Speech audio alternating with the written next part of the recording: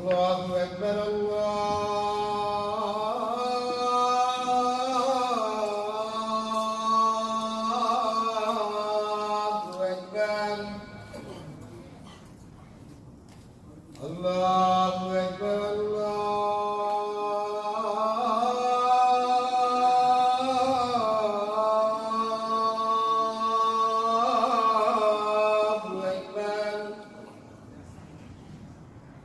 أشهد أن لا إله إلا الله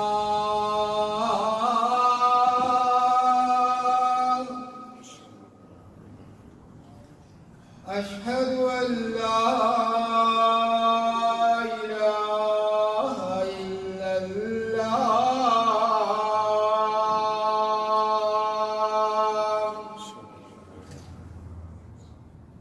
أشهد أن محمدا رسول الله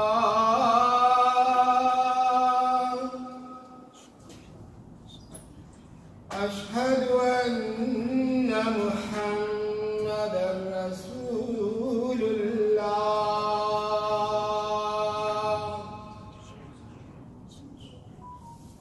حي على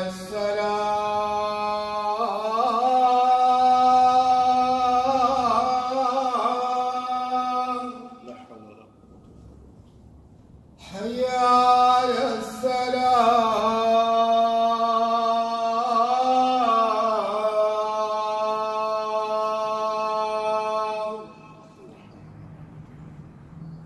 حي على الفلاح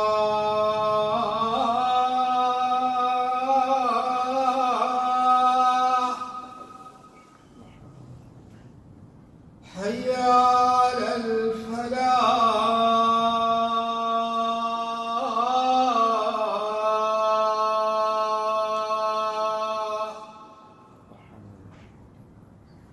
الله أكبر الله أكبر لا إله إلا الله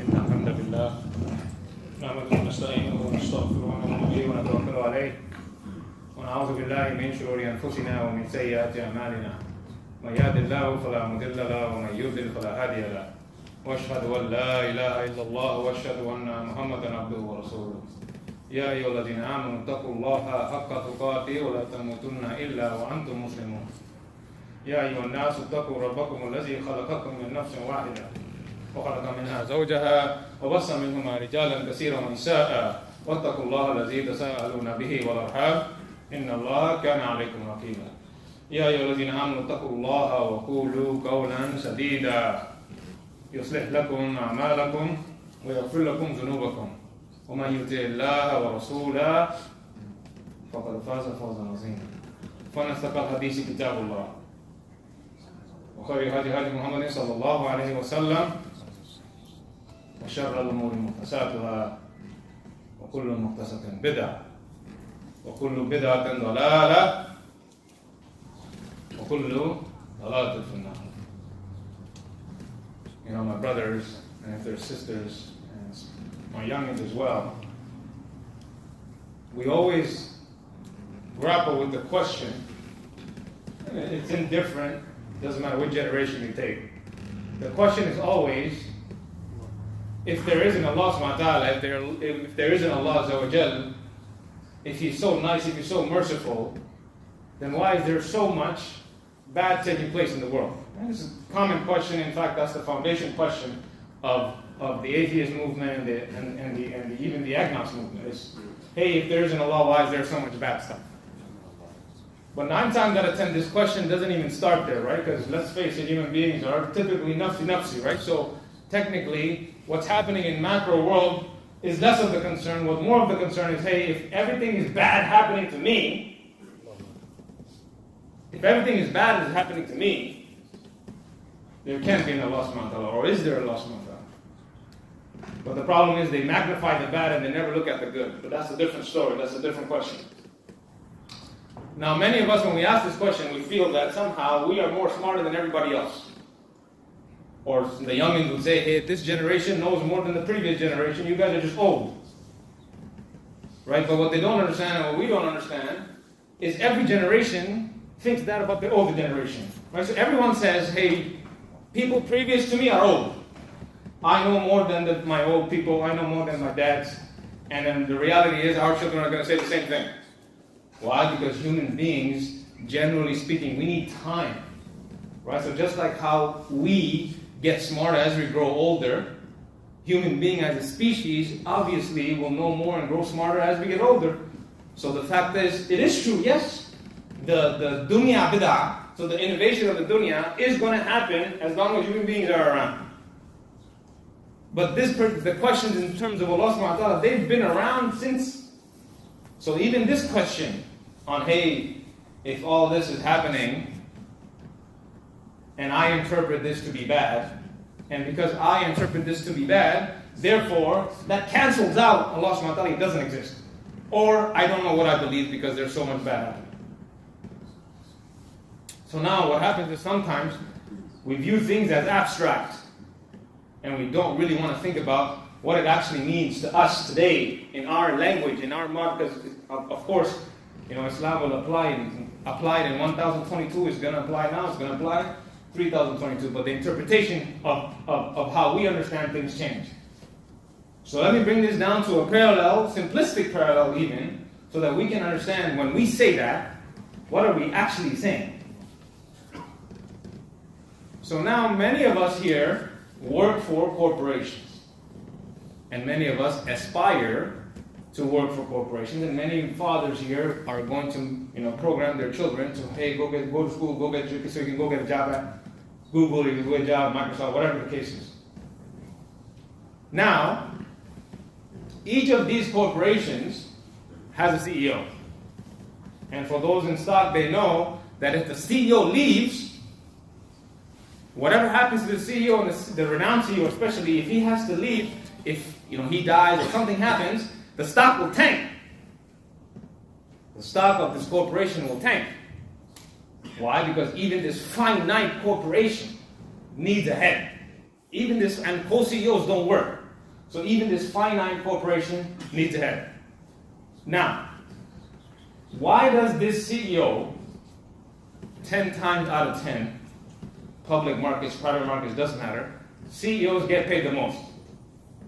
CEOs would get paid the most, especially founder CEOs, because not only do they have a higher salary or want a higher salary, they're also going to have stock. Well, let's forget about the stock, salary-wise. Why does this CEO get paid so much? Because the CEO doesn't just have to worry about himself. The CEO has to worry about the customers, the suppliers, the countries, everywhere that employees and their families. He has to worry about law, he has to worry about geography, he has to worry about all the issues happening in supply chain, he has to worry about all the movements in the interest rate, he has to worry about all these things. Whereas the finance guy just has to worry about finance. Whereas the HR guy just has to worry about HR. Whereas the legal department has to just worry about legal. He or she, the lead essentially, has to worry about all of those things. Just bear with me a second. Now, sometimes he's going to need to make decisions that doesn't necessarily please everybody. Why? Because he has the macro picture in mind. Whereas the finance guy only looking at his vertical. Whereas the HR person only looking at what's happening in there. Doesn't matter to them. So effectively, the CEO is the alim of the corporation. Effectively, the CEO is the one who knows everything, who understands everything, and who is responsible for everything. He is the alim of the corporation. Now, let's say he has to make a decision. He has to make a decision that, hey, you either have to let go of a department of 20 people, or you have to let go of a department in a different country of 50 people. Let's say that's the decision. He obviously can't keep both. He obviously can't keep both. So let's say he lays out the department of 20 people and he keeps the department of 50 people because just the sheer numbers, he's like, you know what, if I have to fire someone, I might as well fire the people with 20 versus the department that has 50. So now, my brothers, you tell me, what is the department of the 20 going to say? The department of 20 is going to say, this is the worst CEO ever. I hate this guy. I hate this company. All this stuff. But the department of the 50 people, what are they going to say? He's a good CEO. He's considerate. He thinks about us. He wanted to save us. So now, the people on the ground don't necessarily understand why he made that decision. All they care about is themselves. The people that kept their job, they're saying, you know what? Amazing. Alhamdulillah. Very good CEO. I like the company. Everything is good. But the people who got fired, they could care less about the investors that were, on the CEO. They could care less about maybe this is a legal ruling. They could care less about any of that. All they're saying is, I lost the job. He sucks. He's the worst CEO. Now my brothers and my sisters and my youngins understand that Allah subhanahu wa ta'ala is the Al-Alim. Allah subhanahu wa ta'ala is the Al-Alim. He has to balance everything. He has to balance where the leaves fall, where they fall, when they fall. He has to balance what Muhammad's heart rate is, how the blood is going to flow to his toes, and how to make his heartbeat catering to exactly what he's doing. So for example, my heartbeat is higher than you guys sitting down. Allah subhanahu wa ta'ala has to cater to that. He has to provide for me differently than he has to provide for you even at this moment. Or Fatima, he has to worry about her emotions. He has to worry about what makes her happy, what doesn't make her. He has to worry about all this. He has to balance gravity. He has to balance oxygen. He has to worry about males, the balance between males and females. He has to worry about all of this. Now, my brothers, there's a story that will highlight all of this. There were two mothers in the NICU. So the NICU is where the children go who need extra help. One mother, her child couldn't survive without a transplant. The other mother, her child was last breath on a ventilator. Right? Allah subhanahu wa ta'ala is Al-Alim, imagine, understand that. But now the mother who needs a transplant, she's making dua, Ya Rab, please give my child a transplant. Please figure it out, let my child live. Of course not, she's the mother, even the father can do that. Now the other mother is making, Ya Rab, please save my child. He's on the ventilator, he's on the left, please help me. Now the mother who's making dua for a transplant, she's not realizing that in order for her dua to be accepted, remember, she needs a transplant. Means someone has to die for the baby to get the transplant. So she's not understanding that. All she cares about, Ya Rab, save my child. Now Allah subhanahu wa ta'ala can't accept both duas. He can, of course. But in this situation, the girl who made the dua, let's say her dua got accepted. Let's say her dua got accepted and there's a transplant that appeared for her, but it was from the baby whose mother was making dua, Ya Rab, save my child, but now that child is... So the mother who was making dua for transplant didn't realize that in order for her baby to be saved, another child has to die. Or it could be every day, right? When we have babies, you could be in the hospital hugging your baby, alhamdulillah, all this stuff, inviting your family over, but not knowing that there's a balance somewhere else. There's a janazah happening. There's a janazah happening. So all these things, we have to understand that Allah subhanahu wa ta'ala is Al-Alim. He decides what happens, what doesn't happen. Sometimes we may not understand. Let's even take the Prophet's life, for example. Do you think the Prophet knew that why the war in Medina is happening? Do you think he cared? Because he was so occupied with what he is doing. Do you think the people even then knew why the Aus and the Khazraj are fighting? Nobody knew. Just, hey, these guys are barbarians, let them fight, they can't get along, no unity, all this stuff. But the folks in Medina didn't even know that they're making way for Prophet ﷺ. The Prophet ﷺ didn't even know that he's going to go back to Medina. Now, understand that if that war didn't happen, right? Because from the outside in, we can always say, hey, these guys can't get along, no unity, all this stuff, right? If that war didn't happen, Prophet ﷺ would not go to Medina, and effectively there would be no Islam. Effectively, there would be no Islam. Because sometimes we're so occupied in the micro things that we don't understand the bigger picture. Because we believe just because we have a brain, we're designed to understand the bigger picture. Allah subhanahu wa ta'ala is controlling everything. Allah subhanahu wa ta'ala designed us, customized us to how we need to be. He's designing this whole process how it needs to be, because at the end of the day, it's going to come out to how Allah subhanahu wa ta'ala needs it to be or wants it to be. So sometimes we may not understand what's going on. But at the end of the day, Allah subhanahu wa ta'ala is the master plan. Stop.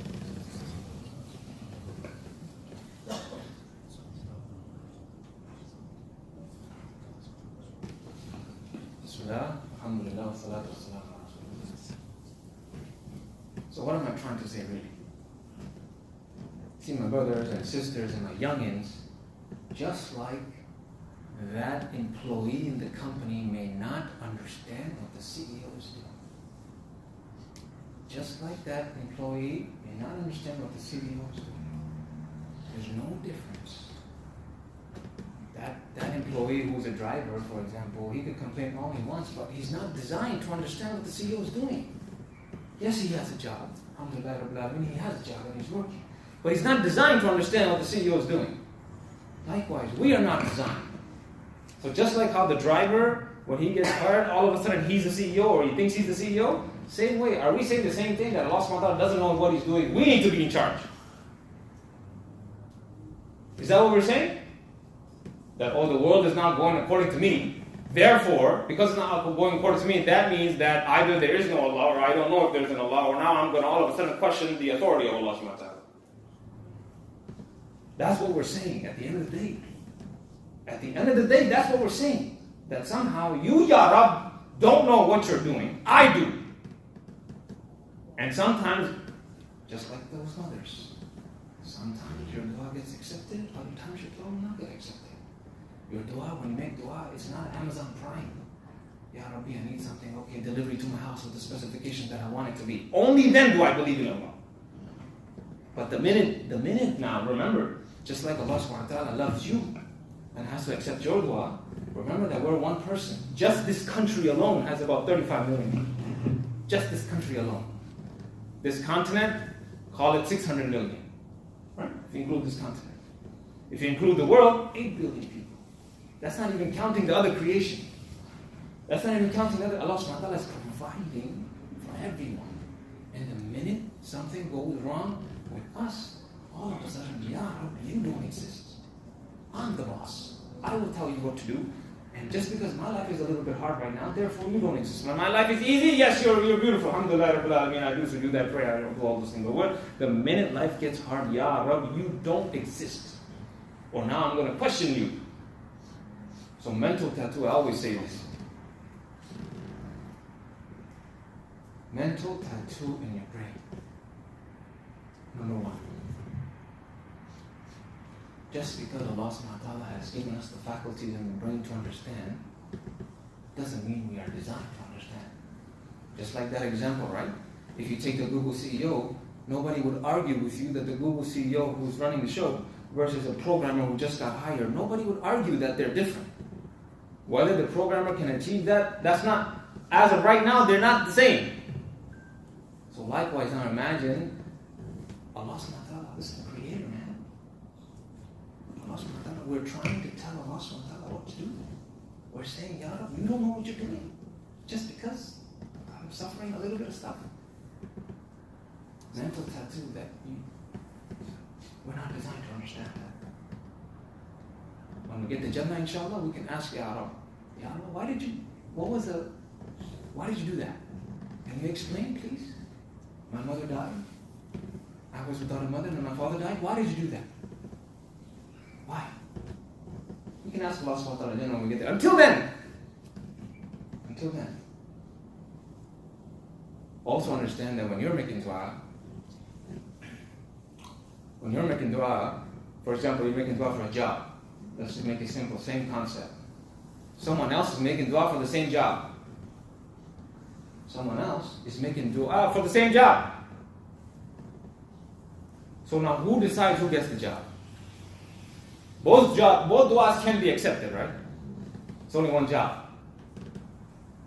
So one time Allah subhanahu wa ta'ala may accept one dua, the other time Allah subhanahu wa ta'ala may accept someone else's dua.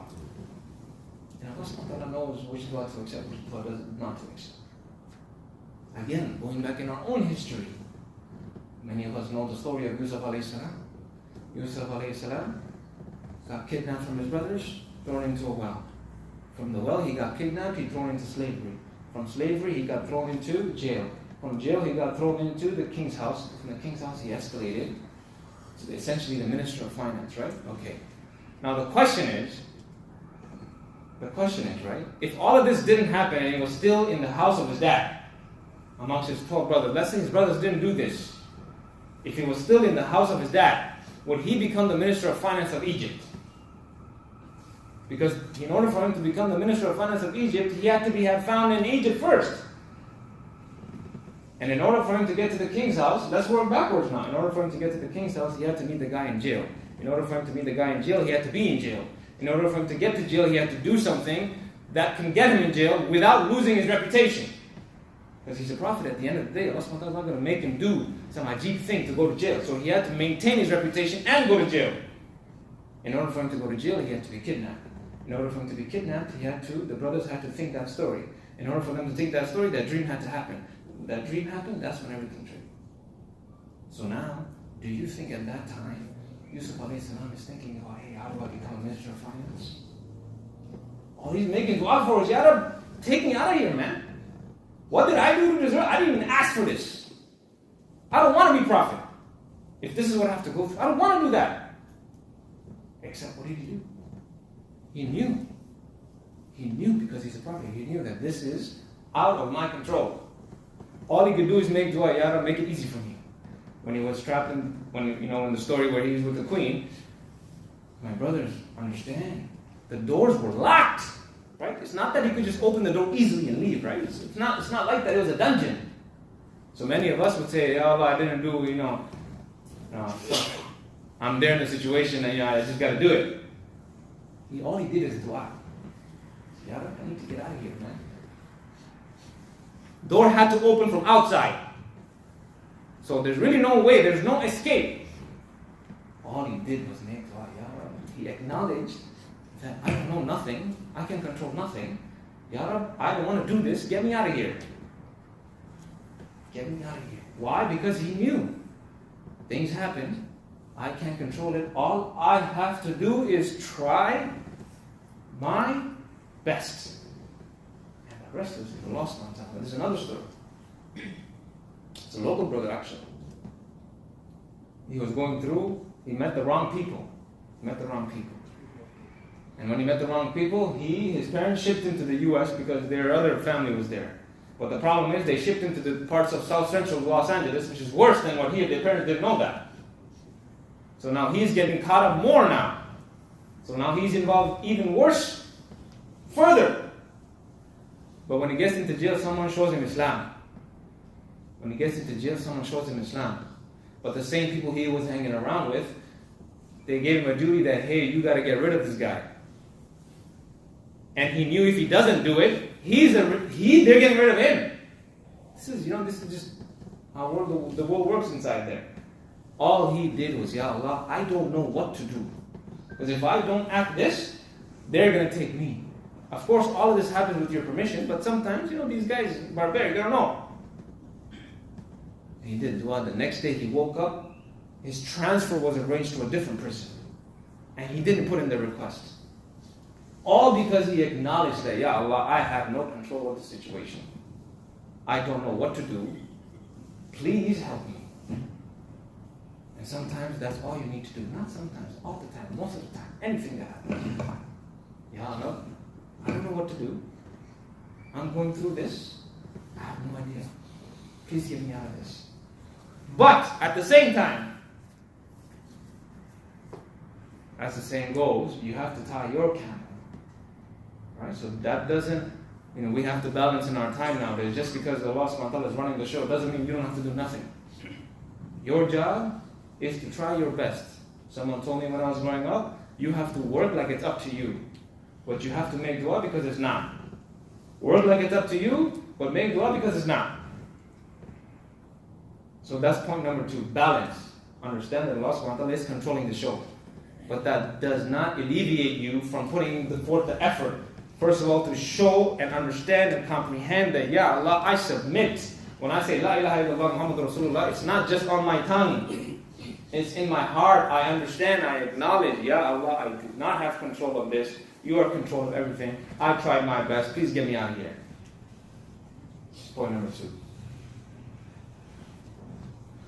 Last point, inshallah.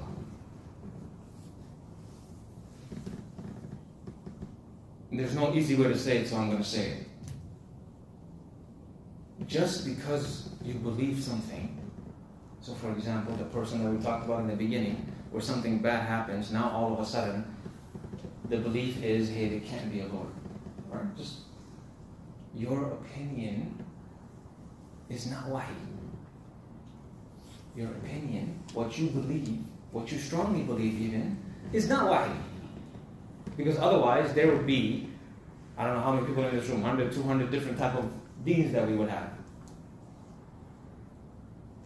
So your opinion is not wahi. What you believe or the conclusions you've come to is not wahi.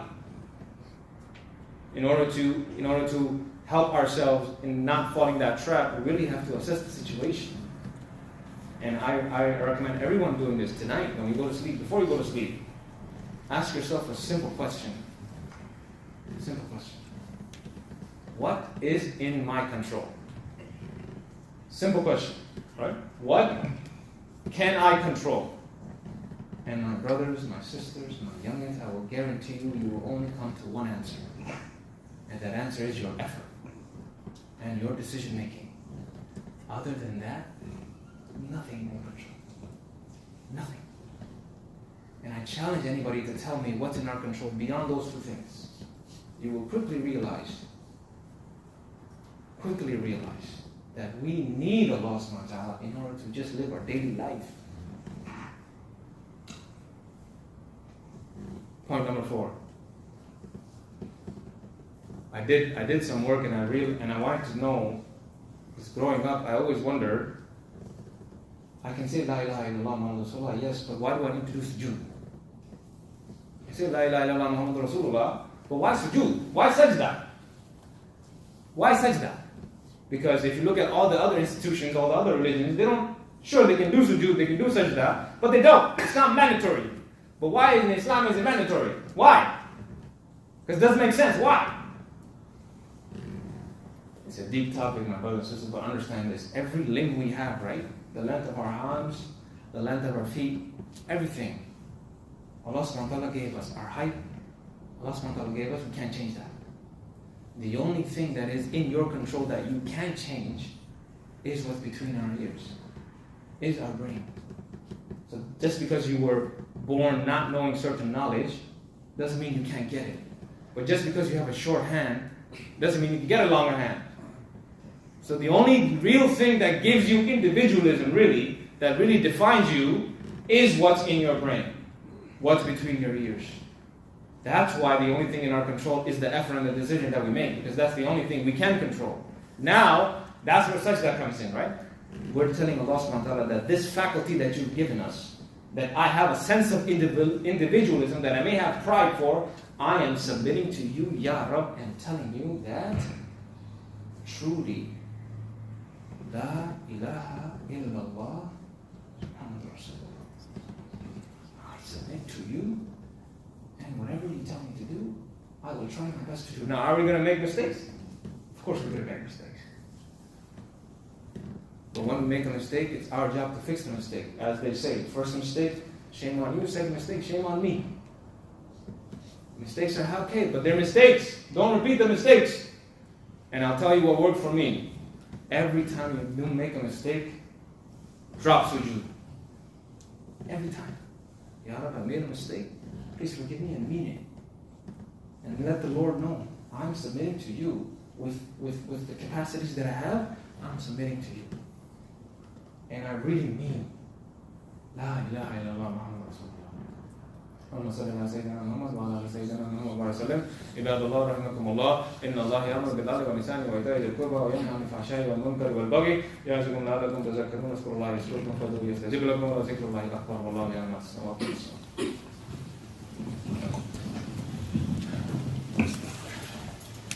الله أكبر.